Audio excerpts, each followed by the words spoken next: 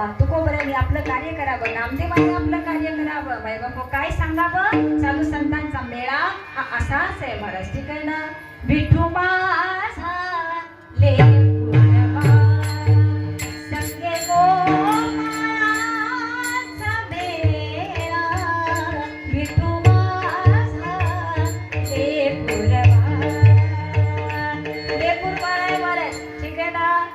आज आम्हाला काही खूप असताना तोंड असेल तर आजोबाला केवढा आनंद असतो. ह्याला हाक मारू त्याला हाक मारू. कीर्तनाला जायचे, एक रडतंय दुसरं म्हणतंय मला पण यायचंय. आता सगळी जण न्यायची म्हणलं तर घरात हाणाहाणीशिवाय दुसरं काय होणार नाही. सांगते ना त्याला जाऊ दे तू जाऊ नको. येताना आमच्या बरोबर ते घडलंय बरं का मला.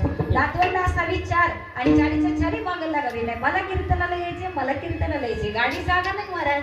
एक आलं की दुसरं लढायला लागलं. आमचं जसं संसार आहे तसा माझ्या साधू संतांचा आणि देवाचा सुद्धा संसार आहे. म्हणून माझ्या देवाची बाळ म्हणजे माझे साधू संत आहेत. नामदेव रायांना जवळ घ्यावं, ज्ञानोबारायांना आपलं म्हणावं. अरे एकाला कडेला घ्यावं तर एकाला हाताला धरावं, एकाला खांद्यावर बसवावं आणि बाईबापू आनंदानं हा परमार्थाचा प्रपंच करावा.